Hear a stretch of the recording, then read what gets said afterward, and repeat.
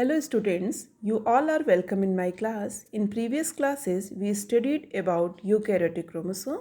Now we are going to discuss our new topic, giant chromosome. This is our also last topic of unit 1. What do you mean giant chromosome?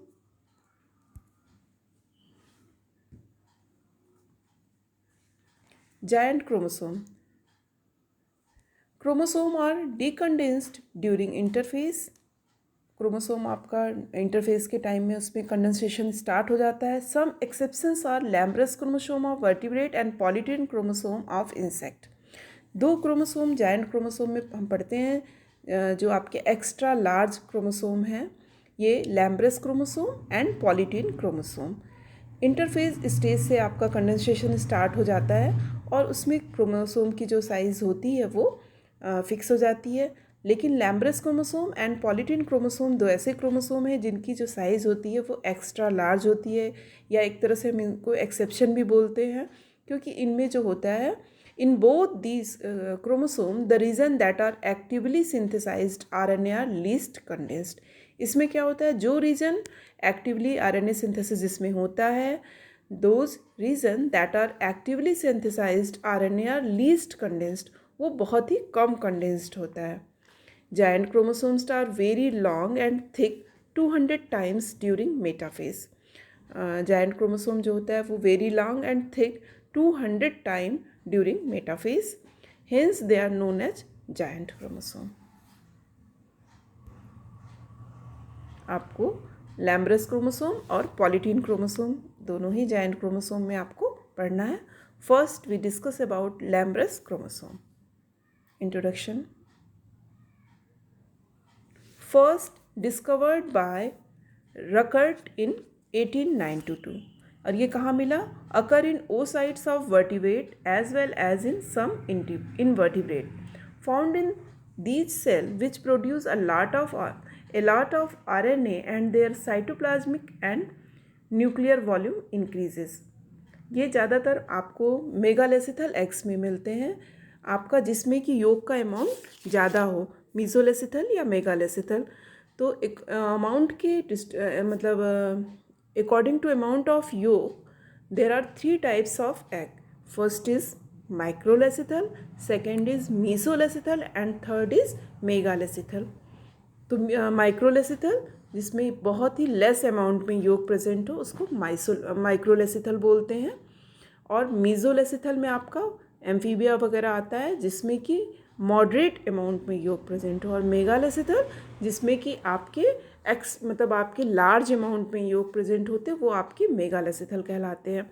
तो आपका ये जो लैम्ब्रस chromosome है ज़्यादातर जिसमें आपके योग का अमाउंट ज़्यादा होता है वो उसी में ये आपके उसी में मिलते हैं. जैसे आपके शार्क में, एम्फीबियंस में, रेप्टाइल्स में, बर्ड में आपका ये लैम्ब्रस क्रोमोसोम मिलते हैं. माइक्रोलेसिथल में नहीं मिलता जहाँ पे कि योग का अमाउंट कम हो. ये सबसे पहले मैंने बताया कि आपको रकर्ट ने 1892 में इसको डिस्कवर किया. फिर occur in oocytes of vertebrate as well as in some invertebrate. वैसे तो ये ज़्यादातर वर्टिब्रेट में मिलता है आपके amphibia, reptiles. Found in those cells which produce a lot of RNA and their cytoplasmic and nuclear volume increases. इसमें क्या होता है, RNA का सिंथेसिस ज़्यादा होता है और उसका जो न्यूक्लियर का वॉल्यूम है वो इंक्रीज, एग की साइज़ भी बड़ी हो जाती है. Their detailed structure have been studied during the diplotin stage of meiotic division. इसका जो क्लियर स्टडी किया गया वो डिप्लोटीन स्टेज, मेयोटिक डिवीज़न के समय जो डिप्लोटीन स्टेज है उसमें ये क्लियरली दिखता है.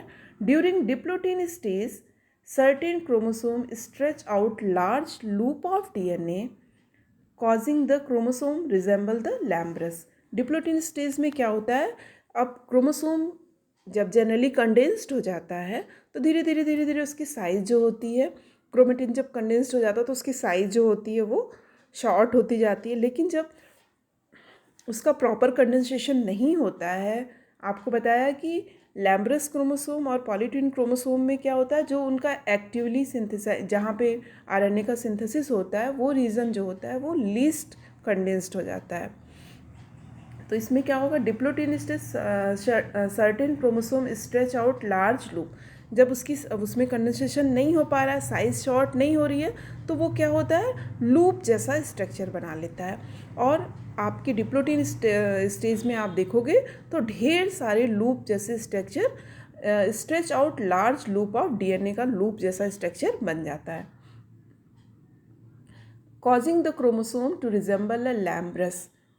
और इसको लैम्ब्रस क्रोमोसोम क्यों बोलते हैं, क्योंकि जब उसमें आपके लूप्स बन जाते हैं, लार्ज नंबर ऑफ लूप्स बन जाते हैं, तो उसका स्ट्रक्चर जो होता है वो लैम्प को साफ ऑफ करने के लिए, जो बॉटल को साफ करने के लिए जो ब्रश आता है उसकी तरह से हो जाता है, लैम्प ब्रश, कि लैम्प को क्लीन करने के लिए जो ब्रश आता है उसके जैसा उसका स्ट्रक्चर हो जाता है, इसीलिए इसको लैम्ब्रस क्रोमोसोम बोलते हैं।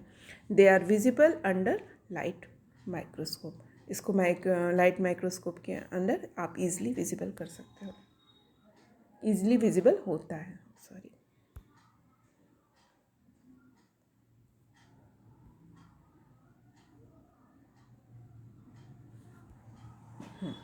ये स्ट्रक्चर आप देखिए लैम्ब्रस क्रोमोसोम का है, इसमें ढेर सारे लूप्स निकले हुए, और ये आपके लैम्प ब्रश की जैसा इसका शेप हो गया है, लूप्स जैसे जो स्ट्रक्चर बने हुए हैं, इसीलिए इसको लैम्ब्रस क्रोमोसोम बोलते हैं। A lampbrush chromosome and the original item telomeric loops, ये जो है आपका टीलोमेरिक लूप, साइड लूप और क्रोमेटिड विदाउट लूप, ठीक है। अब मॉर्फोलॉजी ईच LBC के क्या बोल रहे हैं, लैम्ब्रस chromosomes consist of a main axis having two chromatid। आप अभी एक डायग्राम हम आपको दिखाते हैं, आप ये देखिए, यही मेन आपका डायग्राम है। इसमें ये बोल रहे हैं कि लैम्ब्रस क्रोमोसोम में आपके 2 क्रोमेटिड होते हैं, और ये दोनों क्रोमेटिड कहाँ पे टच करते हैं, वो चेज़्मा, एक मैटरनल होता है दूसरा पैटर्नल होता है, और वो चेज़्मा पे आपको एक दूसरे को टच करते हैं। Each LBC consist of a main axis having two chromatid होता है। Main axis has a row of granule known as chromomere। अब मेन एक्सिस जो होते हैं उसमें आपके, जैसे हम लोगों ने भी लास्ट क्लासेस में पढ़ा था, क्रोमोमियर जो होता है वो बीड्स की तरह लगे होते हैं, तो उसमें यही है कि main axis has a row of granule known as chromomere which are held together by a fine axial fibre के थ्रू सारे क्रोमोमियर्स आपस में जुड़े रहते हैं। Lateral loops in pair project from the chromomere, और आपके क्रोमोमियर से लेटरल साइड में लूप्स निकले होते हैं, इसलिए इसको लेटरल लूप बोलते हैं। अबाउट 1 to 9 लूप में arise from a single chromomere, एक क्रोमोमियर से आपके 1 to 9 लूप्स आपके अराइज होते हैं। देयर साइज़ वेरीज, उनकी साइज़ अभी आप डायग्राम में देखेंगे नेक्स्ट, कि उनकी साइज़ आपकी स्मॉल भी होती है, लार्ज भी होती है, वो वेरी करते हैं। They are held together at point of chiasma formation, जहाँ पे चेज़्मा बनता है, चेज़्मा का फॉर्मेशन होता है, वहीं पे वो एक दूसरे को टच करते हैं। The loop of a paired chromosome from mirror image structure, और पेयर्ड क्रोमोसोम के जो लूप होते हैं दोनों साइड के, वो एक दूसरे के जैसे मिरर में हम अपना देखते हैं जैसे हैं वैसा ही दिखता है, वैसे ही मिरर इमेज की तरह वो क्लियरली दिखते हैं। This stage can last several months, this stage can last several month. इसमें क्या होता है आपका, कि जो प्रोफेज स्टेज होता है वो आपका बहुत लंबा हो जाता है, लंबे टाइम तक चलता है। Prophase of first meiotic division is extremely extended. इसमें क्या होता है, in the oocytic nuclei of those animals which have large yolky egg, the prophase of first meiotic division is extremely extended, जिसमें आपका योग जो एग जिनका बहुत योकी होता है, मैंने पहले ही आपको बताया, जैसे मीजोलेसिथल या मेगालेसिथल जो होता है, उसमें क्या होता है, prophase of first meiotic division is extremely extended. इनमें प्रोफेज स्टेज जो है वो बहुत लंबा हो जाता है। During this phase the oocytes grow and the synthesis of nutrient for the future embryo. इसमें क्या होता है कि योग का फॉर्मेशन ज़्यादा होता है और oocyte ग्रो करने लगता है, क्योंकि एम्ब्रियो अपने फ्यूचर के लिए अपना एम्ब्रियो न्यूट्रिएंट को कलेक्ट कर लेती है। In them, the chromosome become greatly enlarged and assume an unusual configuration. इसमें क्या होता है, क्रोमोसोम की साइज बड़ी हो जाती है और एक अनयूजुअल सा कॉन्फ़िगरेशन हो जाता है. A large number of loops project out from the chromatid axis, giving a lamprey appearance. जैसा मैंने पहले ही आपको बताया. अब इसमें क्या है, lateral loop in pair project from the chromopair. ये सब हो गया आपका. नेक्स्ट ये डायग्राम आपका मेन है. इसी डायग्राम में आपकी सारी चीज़ें हैं. आप पहले देखो पेयर्ड लैम्ब्रस क्रोमोसोम. ये आपको क्लियरली विजिबल होता है मियोटिक प्रोफेज के डिप्लोटीन स्टेज में. लैप्टोटीन, जाइगोटीन, डिप्लोटीन, पैकेटीन, ये सब स्टेजेस होते हैं. इसमें डिप्लोटीन स्टेज में मियोटिक प्रोफेज बन के ये क्लियरली विजिबल होता है. इसमें दो आपके जो क्रोमेटिड्स हैं वो चेज़मा उनको हेल्ड किया हुआ एक दूसरे को जुड़े हुए हैं चेज़मा के थ्रू. और आप जहाँ रेड रीजन देख रहे हो अब, और उनमें साइड साइड ढेर सारे लूप्स निकले हुए हैं क्योंकि उनका प्रॉपर कंडेंसेशन नहीं हुआ है. अब एक्स्ट्रा लार्ज साइज़ है, उतने ही सेल के अंदर उनको रहना है, तो क्या होता है कि उसमें लूप्स का स्ट्रक्चर बन जाता है. आप जो रेड रीजन देख रहे हो वो इसलिए कि अब उतने पोर्शन को अलग से दिखाया गया है दूसरे डायग्राम में आपको, कि जो रेड रीजन है थोड़ा जो आपका क्रोमेटिड है उसके कुछ पोर्शन को. Region of single chromosome, loop और क्रोमोमियर. पहले ही मैंने बताया आपको, क्रोमोमियर जो होते हैं वो आपके एक्सिस पे अरेंज होते हैं और इन क्रोमोमियर से आपके लूप्स निकले. आपने पहले पढ़ा कि 1 to 9 loops from each chromomere. एक क्रोमोमियर से आपके 1 to 9 लूप्स निकले होते हैं.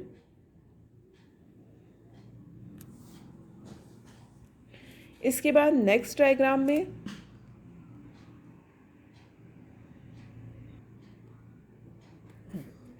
ये आपका जो पहला डायग्राम था वो लैम्ब्रस पेयर्ड लैम्ब्रस क्रोमोसोम है आपके, और ये चेज़मा के थ्रू हेल्ड टुगेदर थ्रू चेज़मा. और ये रेड रीजन तो दिखा रहा है वो उतने पोर्शन को अलग से डायग्राम में दिखाया हुआ है. और ये क्रोमोमियर्स हैं एक्सिस पे लगे हुए, और इन क्रोमोमियर से आपके लूप्स निकले हुए हैं. अब उसमें सिंगल लूप का स्ट्रक्चर, फिर रेड जिसको क्लियर डायग्राम में दिखाया जा रहा है वो आपको सिंगल लूप का स्ट्रक्चर क्लियरली दिखाया गया है. अब इसमें क्या है, extended chromosome loop, chromomere formed from highly condensed chromatin and chromatin joining adjacent chromomere, small region of chromosome showing sister chromatin. Main आपका ये सबसे इम्पॉर्टेंट डायग्राम है, इसको आप लोग क्लियरली देखिए. अब इस लूप का फंक्शन क्या है वो आपका LBC transcription. Transcription occur either along the whole loop or at the part of loop. At the beginning of meiosis, when DNA replication is complete, the homologous pair lie immediately next to each other and form characteristic structure composed of 4 chromatid. Lambrus chromosomes are distinguished by the easily high rate of RNA transcription. इनमें जो लैम्ब्रस chromosome होते हैं इनमें transcription, RNA transcription का जो rate होता है वो बहुत ही हाई होता है. RNA transcript red line that are forming on a decondensed loop of DNA. जो DNA का जो लूप ये बना हुआ है इनमें कंडेंसेशन तो हुआ नहीं रहता है, डिकंडेंस्ड होते हैं. और जो पार्ट डिकंडेंस्ड होता है वहाँ एक्टिवली सिंथेसाइज्ड आपका RNA का सिंथेसिस होता है, RNA का ट्रांसक्रिप्शन होता है. The arrow show the direction of transcription. Okay. Function क्या है main? Lambrus chromosome are involved in the synthesis of RNA and protein. Lambrus chromosome आपके मेनली RNA की सिंथेसिस में और प्रोटीन का सिंथेसिस, दोनों इनमें सबसे इम्पॉर्टेंट है.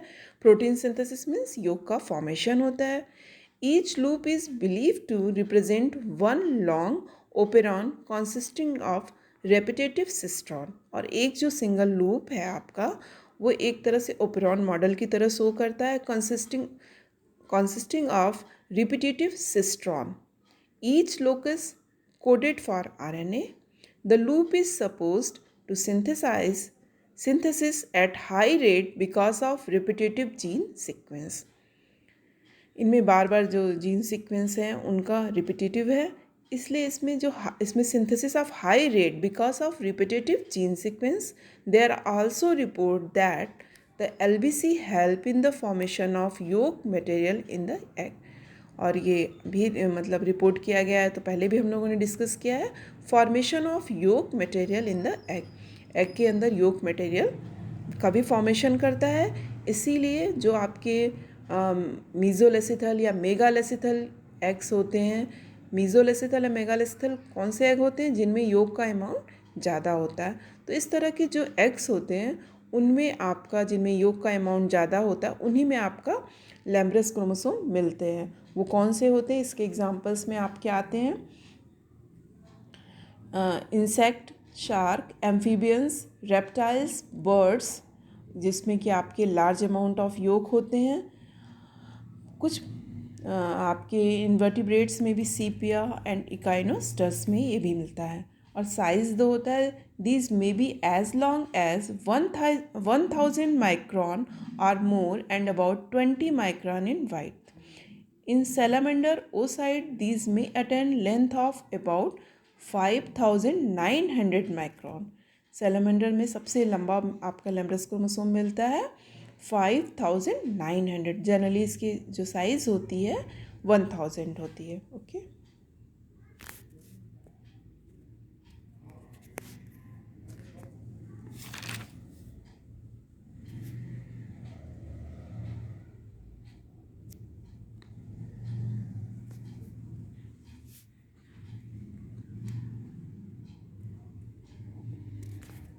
Okay, thanks to all of you.